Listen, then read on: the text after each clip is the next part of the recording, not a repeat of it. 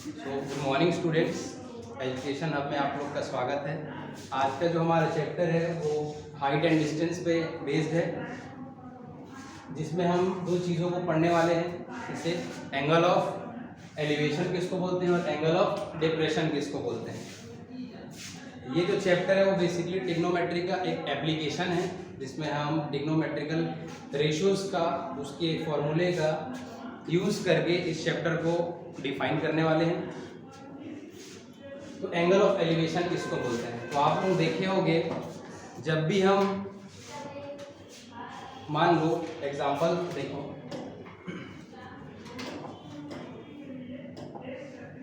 जैसे इस इमेज में आप लोग देख सकते हैं एंगल ऑफ एलिवेशन किसको बोलते हैं। कोई बच्चा है जो ग्राउंड में खड़ा हुआ है और वो किसी टावर के टॉप को देख रहा है, ठीक है। तो जब वो टावर के टॉप को देखता है तो वहां से एक एंगल बनता है, ठीक है। एक एंगल बनता है जिसको हम एंगल ऑफ साइड बोलते हैं। जब हम किसी चीज को नीचे में खड़े होकर ऊपर से देखते हैं तो हमारे आँख से एक रे निकलता है जो उस टॉप को देखता है, ठीक है। तो वहां से एक लाइन ड्रॉ कर लेते हैं अपन, जिसको बोलेंगे angle of line of side. देखिए जैसे इस लड़के को देखना है यहाँ से नीचे में ग्राउंड में खड़े होके, तो क्या करेंगे, यहाँ से जब अपन देखेंगे इसको, ठीक, तो एक स्ट्रेट लाइन आएगा।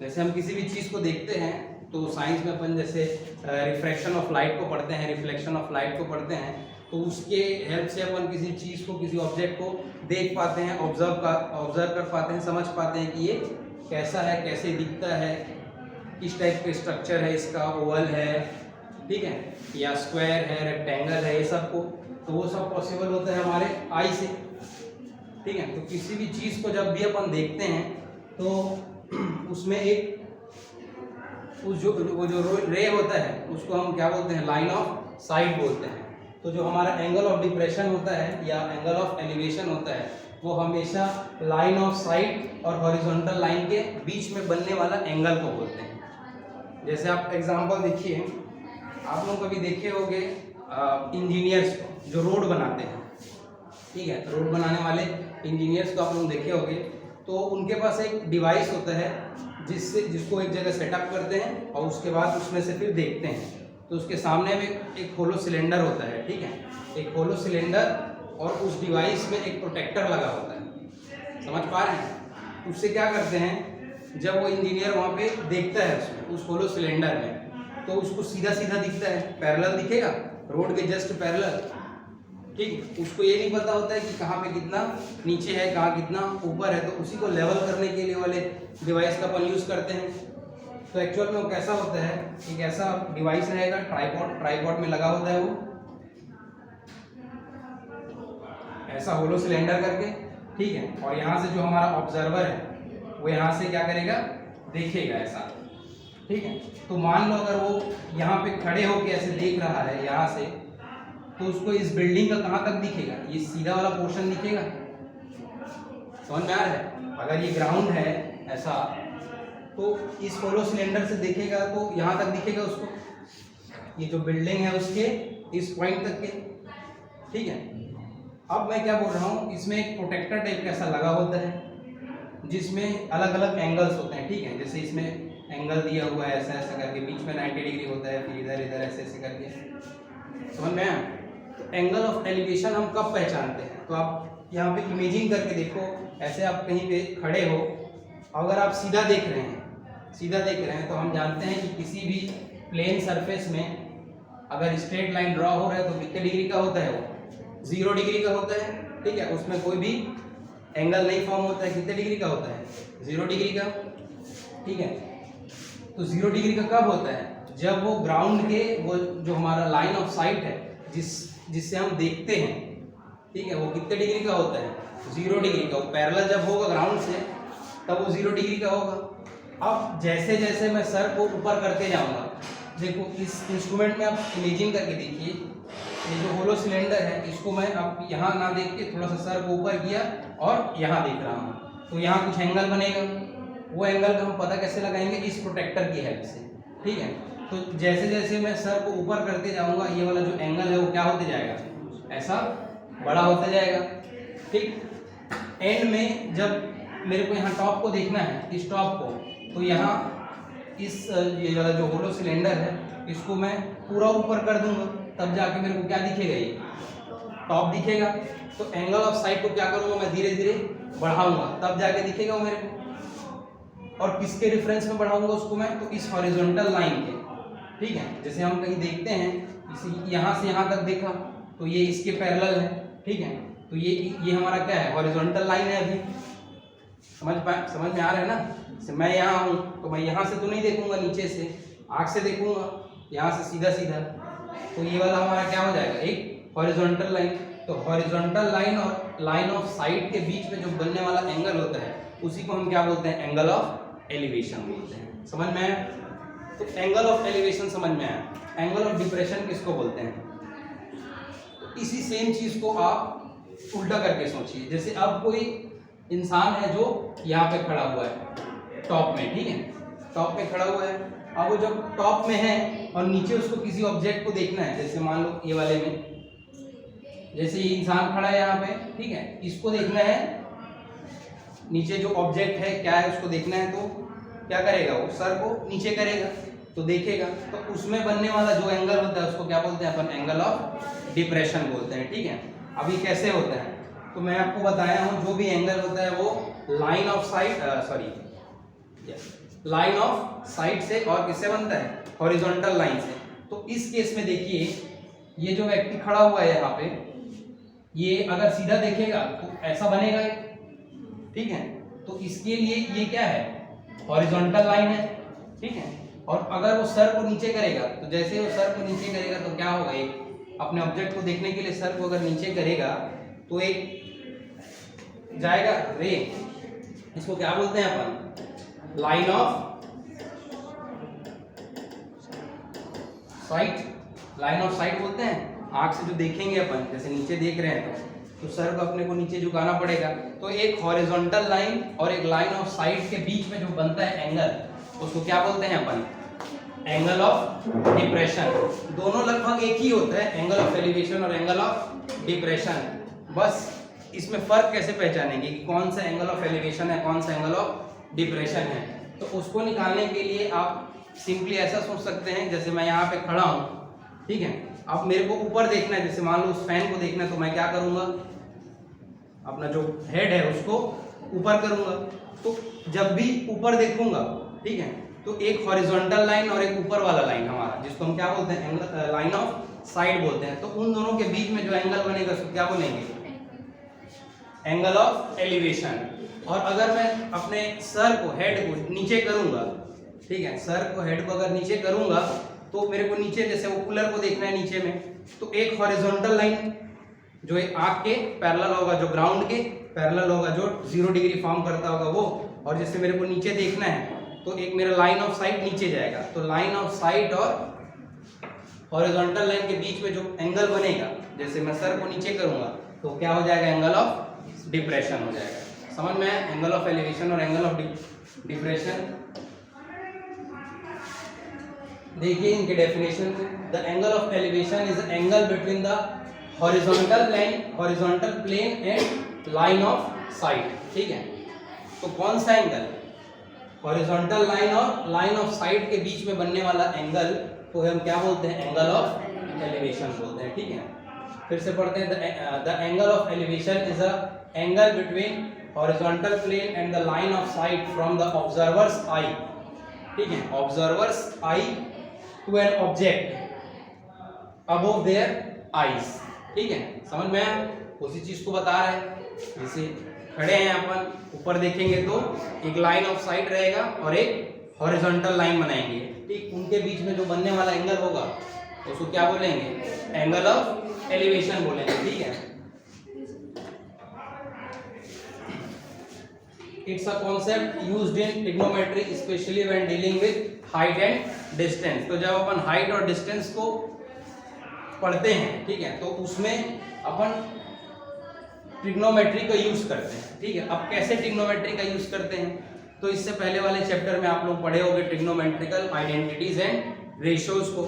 ठीक, तो अपन उस समय देख रहे थे कि ये जो साइन होता है, टेन होता है, कॉस होता है, कॉसेक होता है, कॉट होता है, इन सब का क्या क्या यूजेस है हमारे डेली लाइफ में। तो उस यूज को समझने के लिए अपने को हाइट एंड डिस्टेंस मतलब उसी से अपन क्या करते हैं, समझते हैं, डील करते हैं।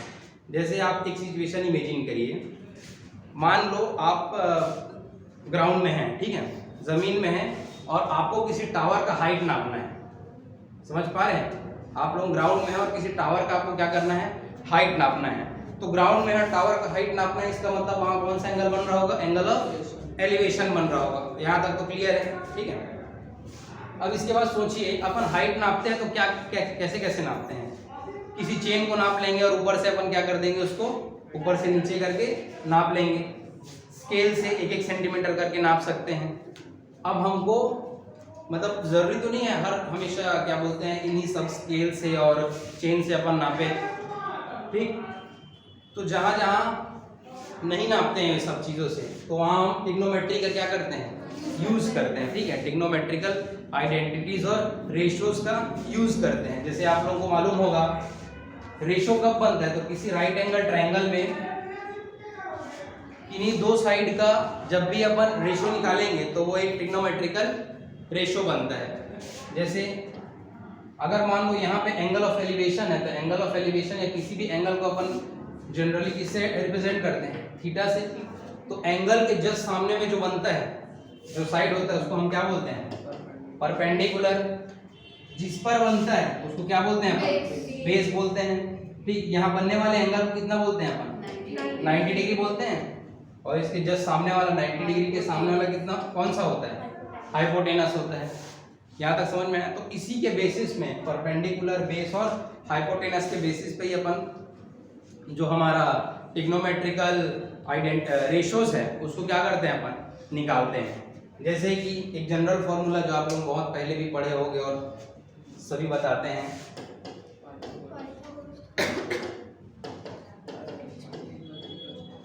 ठीक है। P का मतलब होता है perpendicular, base, perpendicular, hypotenuse, hypotenuse और बेस। तो इसको हम कैसे डिफाइन करते हैं, तो देखो जैसे परपेंडिकुलर अपॉन हाइपोटेनस, मतलब ये परपेंडिकुलर और इस हाइपोटेनस को लेंगे तो किसका रेशियो आएगा, ये साइन थीटा का। समझ में आया? तो साइन थीटा का वैल्यू क्या होता है, रेशियो क्या होता है, P अपॉन H होता है। साइन का अपोजिट क्या होता है, कोसेक होता है। तो कोसेक क्या हो जाएगा, अपोजिट हो जाएगा hypotenuse upon perpendicular. Just like that, जैसे साइन कॉस है वैसी बेस अपॉन हाइपोटेनस को अपन किससे निकालते हैं, कॉस थीटा से। और कॉस का अपोजिट क्या होता है, सेक होता है। अगर परपेंडिकुलर अपॉन क्या निकालना है हमको, बेस निकालना है, ठीक है। परपेंडिकुलर अपॉन बेस निकालना है तो किस चीज से निकाल सकते हैं अपन, tan से निकाल सकते हैं। और अगर इसी को मैं क्या कर दूं, उल्टा कर दूं, तो cot के इक्वल हो जाएगा बेस अपॉन परपेंडिकुलर। तो इन्हीं सब का यूज करके अपन वो हाइट का टावर को निकालेंगे, ठीक है। समझ में आया? सेम कॉन्सेप्ट हमारा जैसे ब्रिज बनाते हैं, ठीक है। किसी नदी में हमको ब्रिज बनाना है। अब हम ब्रिज बनाना है नदी में, तो नदी का गहराई भी देखना पड़ेगा ताकि पिलर्स को वहां से बनाया जा सके और उसको सपोर्ट दे सके करके, ठीक है, ठीक। अब गहराई को नापना है किसी नदी का, अब हमको उतरने का मन नहीं है उसको, समझ में आ रहा है, उतरने का मन नहीं है, कैसे हम नीचे गहराई को नापेंगे, तो उसके लिए एंगल ऑफ डिप्रेशन से नाप सकते हैं अपन, ठीक है। समझ में आया? तो इन्हीं दो एप्लीकेशंस का यूज करके अपन इस चैप्टर को समझने वाले हैं। जैसे इसमें कुछ क्वेश्चंस हैं जिसको अपन निकालने की कोशिश करते हैं। देखिए question number 1, the angle of elevation of the top of the tower from point on the ground which is 90 metre away from the foot of the tower is 30 degree. Find the height of the tower. हमको इस question में क्या निकालना है, tower की height को निकालना है, ठीक है। सॉल्व करें इसको। तो सबसे पहले जो बोला है उसके अकॉर्डिंग हम उसको बना लेते हैं।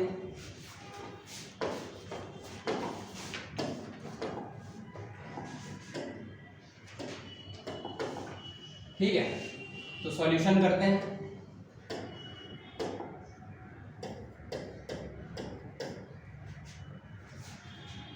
देखिए क्या क्या बताया गया है हमको, पढ़ो पहले क्वेश्चन को अच्छे से फिर से। The angle of elevation of the top of the tower from a point on the ground, मतलब ग्राउंड से किसी टावर के टॉप के बारे में बात किया जा रहा है, ठीक है। मतलब ग्राउंड में कोई होगा जो किसी टावर के टॉप को देख रहा है, तो उस समय एंगल ऑफ एलिवेशन हमारा कितना हो रहा है, 30 डिग्री। समझ में आया? और उस पर्टिकुलर पर्सन से वो टावर का डिस्टेंस कितना दिया है हमको, 90 मीटर दिया हुआ है। और क्या निकालना है हमको, हाइट को निकालना है, ठीक है। तो सबसे पहले लेट कर लेते हैं, let the height of tower be, h ले लेते हैं, h मीटर ले लेते हैं, ठीक है, क्योंकि 90 मीटर में दिया हुआ है तो मीटर में ले लेते हैं। समझ में आया, h मीटर। और क्या किया, अच्छा एक डायग्राम भी बना लेते हैं अपन पहले।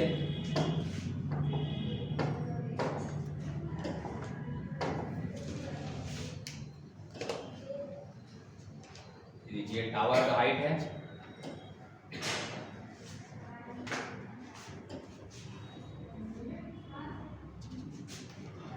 समझ में आया यहाँ तक।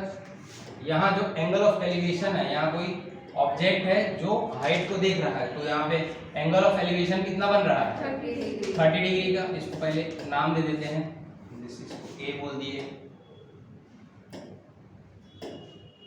ठीक है, ए बी और ये सी हो गया, ठीक है।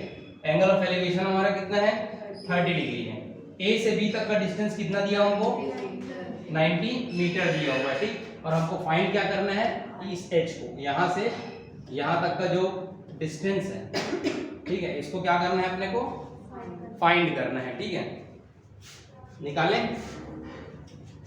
तो जो दिया हुआ है, सबसे पहले तो अपन क्या कर लिए, लेट कर लिए, let the height of a tower be h metre. और गिवन क्या दिया है हमको,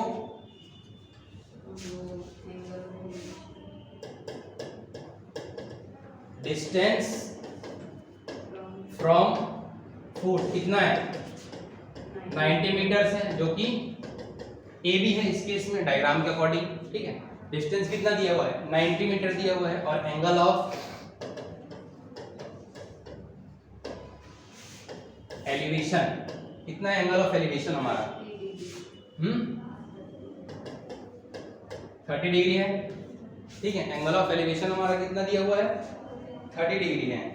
अब देखो ध्यान से, इस ट्रायंगल में, ट्रायंगल ए बी और सी में, तो इन ट्रायंगल ए बी सी, आप ए बी सी में देखिए क्या क्या हमको दिया हुआ है, क्या फाइंड करना है। तो हमारे पास एक बेस है, ए बी क्या है, बेस है, जिसका वैल्यू दिया हुआ है। और पूछ क्या रहे हैं हमारे को, हमको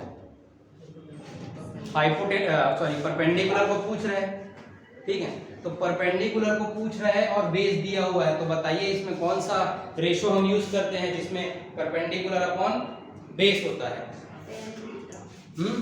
10 में यूज करते हैं, 10 थीटा में, ठीक। और 10 का वैल्यू कितना दिया हुआ है यहाँ पे हम, 30 डिग्री। तो in triangle A B C 10 30 degree is equal to कितना होगा, परपेंडिकुलर, मतलब कितना, परपेंडिकुलर का कौन सा है इसमें, B C upon A B. यहां तक समझ में आया। बी सी का वैल्यू कितना है, h मीटर है, और ए बी का वैल्यू कितना है, 90 मीटर है, ठीक है। यहां तक समझ में आया, h मीटर और 90 मीटर। अब आप लोग बताइए tan थीटा का वैल्यू कितना होता है। तो tan थीटा का वैल्यू जब हम टेबल में देखते हैं तो कितना आता है, 1/√3 आता है, ठीक है। तो ये जो 1/√3 वो h/90 के क्या हो जाएगा, इक्वल हो जाएगा, ठीक।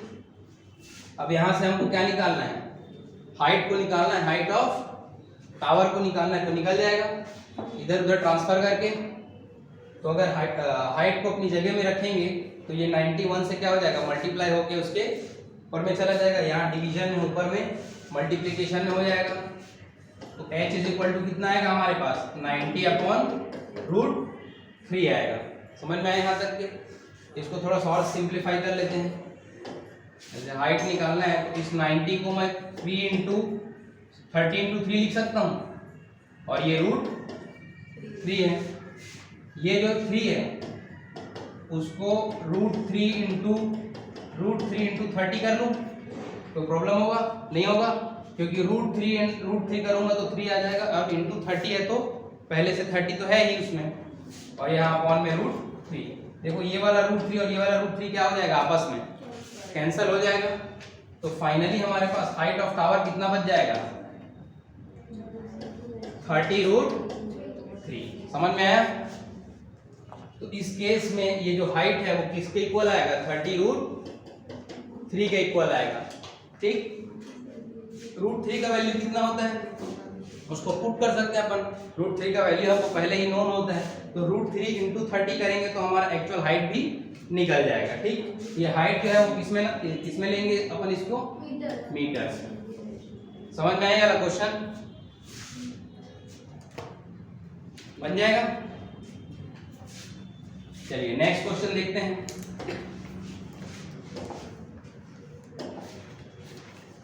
देखिए क्या दिया हुआ है, there is a vertical column is 3 metre tall. ठीक, एक वर्टिकल कॉलम है। तो आप लोग पहले ये समझिए कि वर्टिकल और हॉरिजॉन्टल किसको बोलते हैं। ठीक है, वर्टिकल और हॉरिजॉन्टल किसको बोलते हैं? तो जब भी अपन ग्राउंड के पैरेलल देखते हैं तो जो लाइन बनता है उसको क्या बोलते हैं? Horizontal line.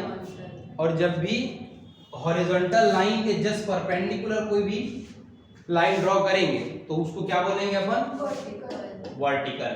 ठीक है, वर्टिकल बोलेंगे। ठीक, वर्टिकल लाइन जो होता है हमेशा हॉरिजॉन्टल के कैसा होता है? परपेंडिकुलर होता है। ठीक है, और इसमें जो बनने वाला एंगल होता है वो कितने डिग्री का होता है? 90 डिग्री का होता है। समझ में आया? तो ऐसी एक कॉलम है जिसका हाइट दिया हुआ है अपने को कितना? 3 मीटर दिया हुआ है, लंबा है, टॉल दिया है। ठीक है, find the angle of elevation from the top from the point √3 metre away from the base of vertical column. ठीक, ये हमारा क्वेश्चन है, इसको सॉल्व करते हैं।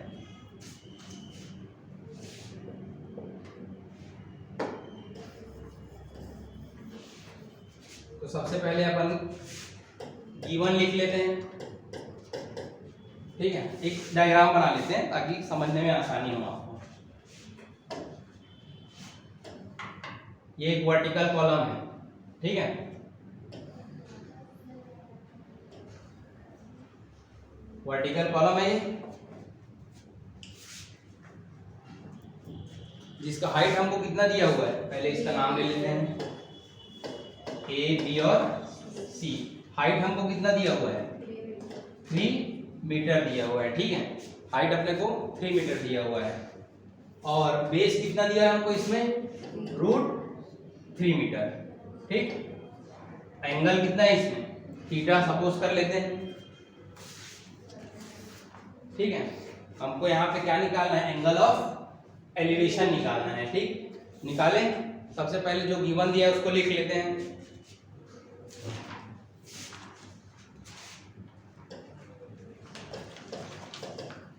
हाइट ऑफ कॉलम कितना दिया हुआ? Height of column 3 metre.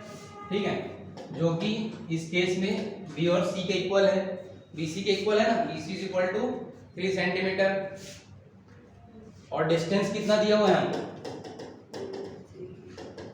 Distance कितना है? AB is equal to √3 metre. ठीक है, यहां तक समझ में आया? इसके बाद देखिए हमको क्या निकालना है?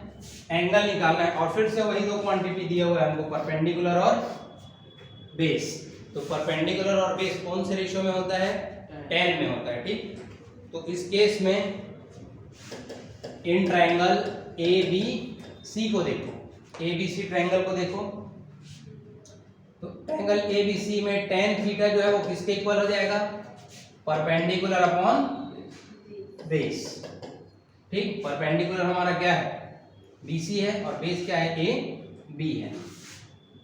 कितना है वैल्यू? BC का वैल्यू कितना है?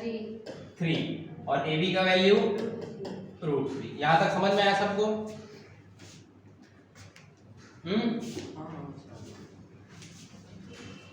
ठीक है। अब देखिए इसके आगे हम कैसे सॉल्व करेंगे। हमको थीटा का वैल्यू निकालना है, और थीटा जब भी हम वो रेशियो देखते हैं, टेबल देखते हैं, तो उस टेबल में 3/√3 कोई वैल्यू नहीं होता है। तो सबसे पहले इसको क्या करेंगे, अपन सिंप्लीफाई कर लेंगे थोड़ा सा। tan थीटा किसके बराबर हो जाएगा, √3 × √3 अपॉन √3। ठीक है, इस 3 को मैं √3 × √3 लिख सकता हूँ, या तो आप बोथ साइड क्या कर सकते हैं, √3 का मल्टीप्लाई भी कर सकते हैं। ठीक है, बोथ साइड करेंगे तो भी आ जाएगा, या इसको अलग अलग करके लिखेंगे तो भी आ जाएगा। जैसे ऐसे बोल रहा हूँ, जैसे √3 और √3 का ऊपर नीचे मल्टीप्लाई करेंगे तो भी बन जाएगा, और ऐसे भी आ जाएगा। ठीक है,